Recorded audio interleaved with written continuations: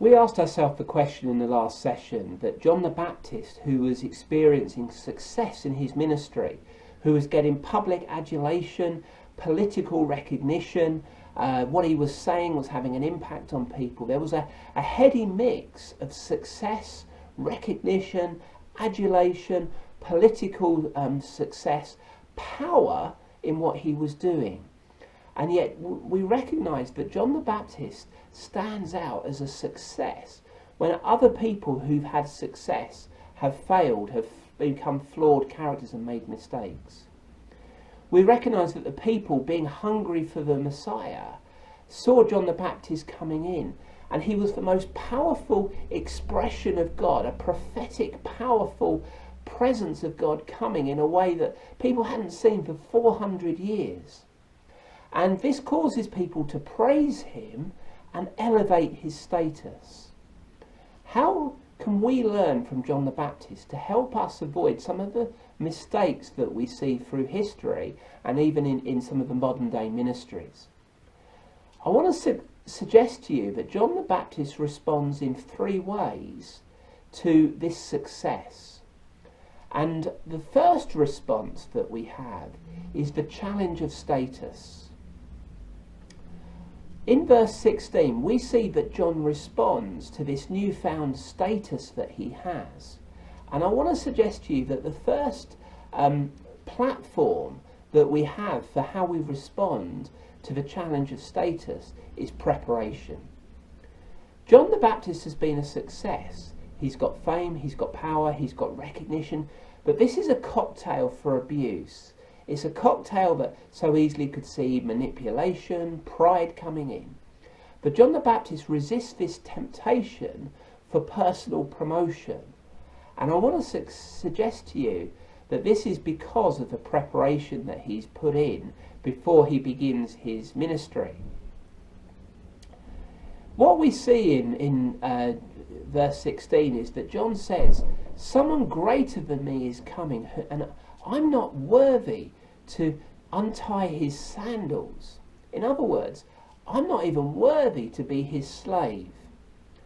You know, there's a picture here, he's almost sitting there going, I'm not worthy, I'm not worthy. And those of us of a certain generation might remember Wayne's World, and that being a sort of characteristic, a strapline of that film, where they would come along and they would go, we're not worthy, and they would bow down in sort of mock adulation. We're not talking about that. We're not talking about a false submission here. We're talking about real submission, real recognition of John and his own identity. John was so secure in his own identity because he'd taken years to prepare before stepping onto the platform. Let me take you back to Luke 3 and verse 2.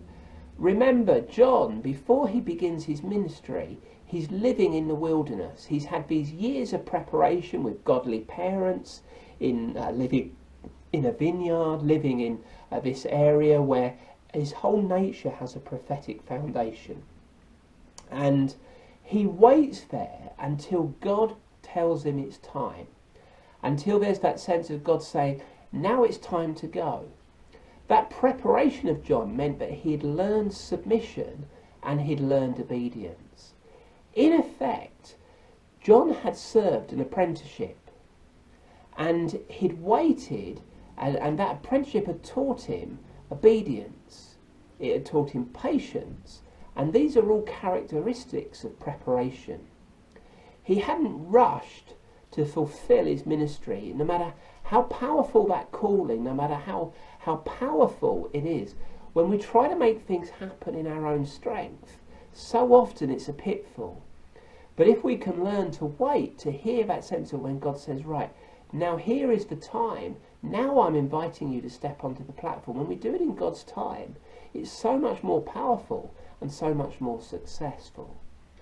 I want to suggest to you that sense of that genuine servanthood that comes out of apprenticeship is how the first sort of lesson we have from John the Baptist of how to deal with success.